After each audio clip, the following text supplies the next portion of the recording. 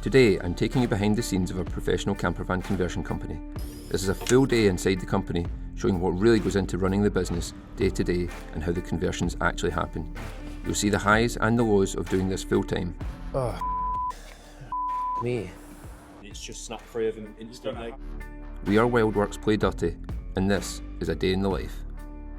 So I've got two new vans have just arrived in. The MAN TGE is for the customer I was just doing the design with and that I've got a meeting with this afternoon.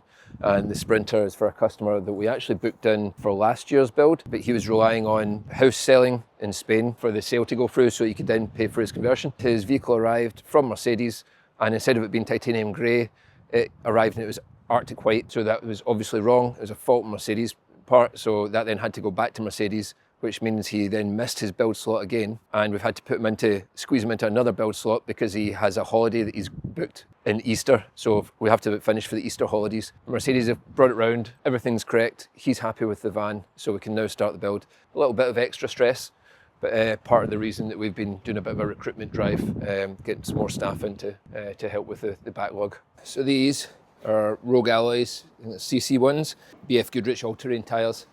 And this is how they arrive to us. However, we then need to have the wheel taken off and have the TPMS sensor swapped over from the steel wheels back into these.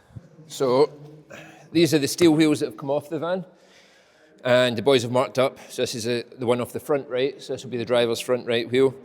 And these have a sensor just inside the valve there that monitors the pressure of the tyre. We need to then have this taken out and fitted into the new alloys.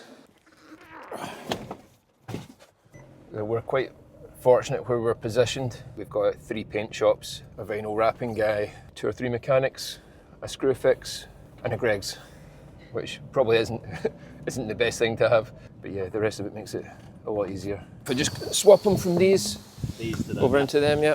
If you want to take those 2, nip over and grab the other 4.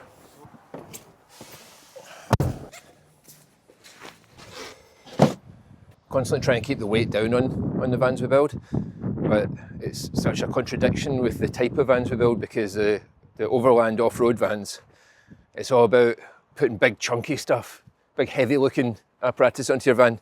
So those wheels weigh a ton, but they're big off-road ready wheels and all-terrain tyres, so they're going to be heavier than the standard steels. It's just so hard then to keep it within that limit. It's really handy having it up on hydraulic jacks because it means you don't need to jack each wheel individually. You can just put it on the levelers, lift the back end up and take all the wheels off at the same time.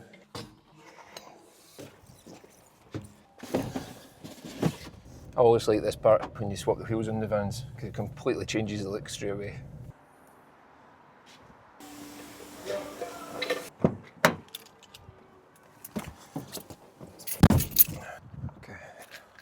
First impressions of this Sprinter, it's really, really nice. It didn't look as nice in the pictures when it was sent by the dealership. We were a little bit worried, but actually, yeah, the colour's lovely. Ties in quite nicely with the black bumper. Has it got the black interior as well? Yeah, it does. So it's got the full blackout interior, which is nice. The dash is really good on them now as well. Yeah, I think we'll maybe need to do like a contrast between these 2 vans. Slightly different tones, and it's quite nice having the 2 of them sat there beside each other. I don't know which one I prefer, to be honest. The MAN is a very slightly better looking van. I think it's a bit more sporty. But then I think once all the stuff's bolted onto the exterior, once they've got roof racks and everything fitted, I think that the Sprinter can look just above the MAN. Really hard to say. I'd like to get them both finished at the same time so we can have them both side by side with all the exterior stuff on them and do a proper comparison. Right, I've got some brackets that need fitting. We've had them manufactured and they've just brought them in for me to test before they run a full batch for us. So I'll go and grab the keys to that man. Really, the new key fob for the facelift, very shiny and like a one piece rather than separate buttons so it doesn't get filled with fluff from your pockets. These are essentially brackets, so when we fit the side pods into here, we remove this pillar. We do so by cutting down across here, straight in, and on the top we take out this whole section and we cut it up to I think about here. So it opens up this whole area, and then that allows you the width for you to sleep transversely across the van. Sleeping across the van is really beneficial because it takes it from 6 foot from the back to about 4 foot from the back, so you're getting that extra space for your kitchen and your bathroom and everything. Whereas if you have the front to back bed, then it pushes everything forwards. A lot of people prefer that. That's actually what this van is having, so it won't need these. but I'm just using it because we've got an empty van here so I can trial. When we cut this pillar out, we replace it with this. Around about here, is it that one? Is it that one? That's not a great fit at the top. So yeah, we'll need to send these back to get altered again. So yeah, that needs to straighten up and that angle needs to change. You can see I can fit my finger in the back there. It's not sitting nicely at the bottom and it should be nice and snug on the fit there. So I'd imagine what they'll have to do is cut away this weld, change the angle of that plate and then re-weld it in place. We have to get big batches of these things built. The reason I'm test fitting this just now is I don't want to have them making 20, 30 sets and then them all being wrong and then we have to alter them. Yeah, same on this side. You can get your fingers in there, that angle's all wrong. I'll go and give them a phone and see if they can send somebody. This is a customer's van and we've just had it replated. So this is essentially what you get. So we've got our new plated sticker. So we've taken this vehicle from 3.5 tonne gross vehicle weight up to 3.9. It still has the same axle weights and the same train weight, but it takes the overall weight up to 3.9 just to give them that extra 400 kilos. When we built it was sitting, I think it was 3.2 something. And once our client had filled it with all his gear, it was sitting just on the 3.5 mark and he didn't really want to worry about that every time they were buying new stuff for the van, adding more and more weight. So he's had us replate it. It's really just a paperwork exercise to get up to 3.9. And then if you go up to 4.1 tonne, you'd then be looking at increasing your suspension and checking out your wheels and your tyres to make sure that they can cover that kind of load. If you have it done by factory, it's fine, but if you're doing it afterwards, you can either buy a heavier suspension kit or something like a VB air suspension would accommodate the 4.1 tonne size as well. Hello? Okay. Yeah. What plastic clips is it? Okay. Do they not just pop off? Right, shall I just pop over and see you? Right, okay, I'll be over in 2 minutes. So the tyre place can't get the tyres off the alloys. They're worried about breaking the clips on them. I need to go and see what the problem is. Need the TPMS sensors putting in. So one way or another, they need to come off. Right guys, what's the problem with these wheels? Pop the bead. Yep. And those have broke off on that pad there as a broke bead. Oh, me. So what, it's catching on this bit of the machine here? Yeah, there's this part, there's rubber pad over here. Can you like put like a block or a foam pad in there or something to do it? Because like, they must be able to come out. I mean, we've fitted these to 50, 60 vans and I've never heard anybody say that they break. They can't change the tyres.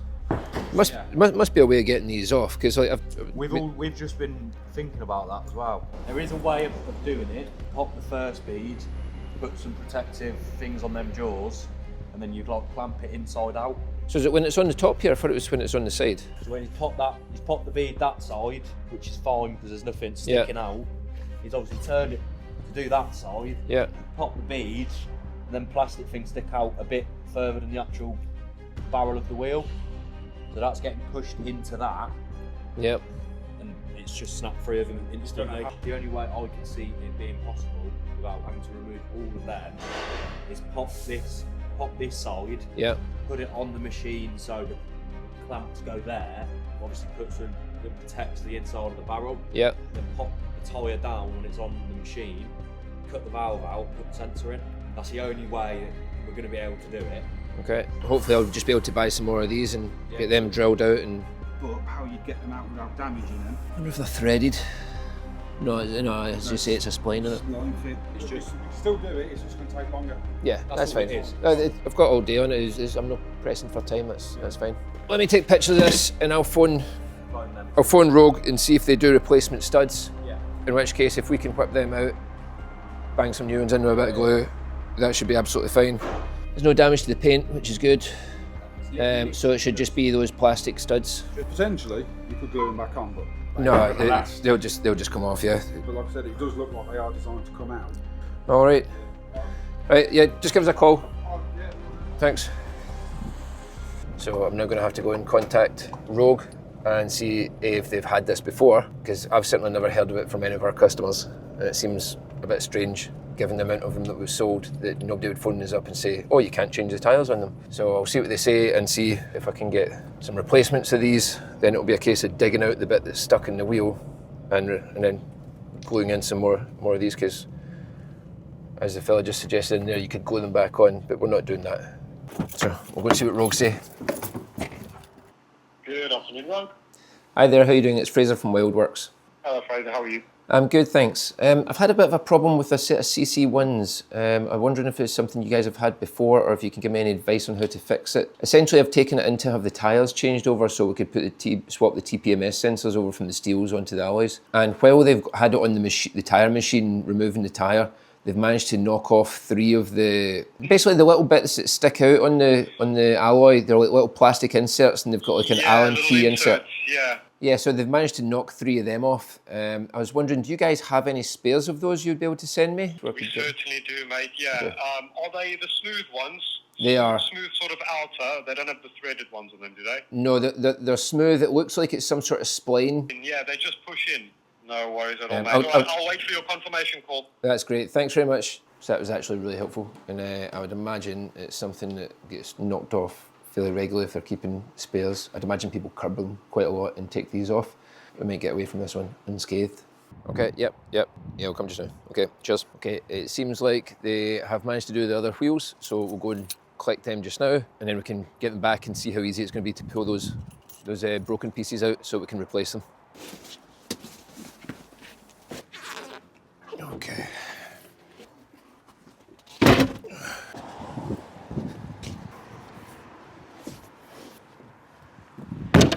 Okay, we'll go and get these on the van.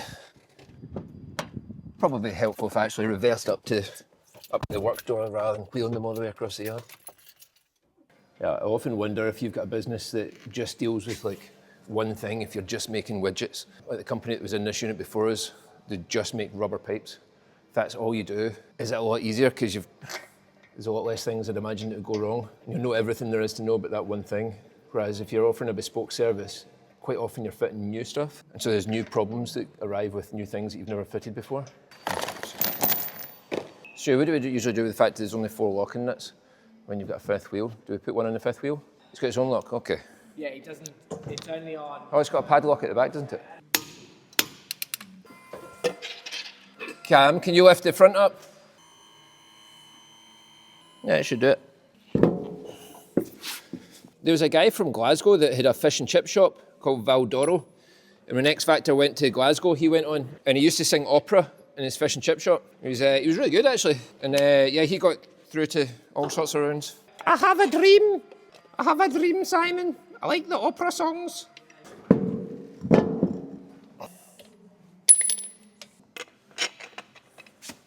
So we got to the end of that fiasco. The wheels are on, they look great. One of the wheels has 3 studs missing. We've managed to pull the lugs that were stuck in the alloy out without any damage, which is great news. What seemed like a big disaster, it's never really truly is a disaster, or very rarely. It just takes up an awful lot of time. But yeah, van looks great. The stance is brilliant. The 50mm lift kit, really aggressive, big monster truck stance. But yeah, very happy with it.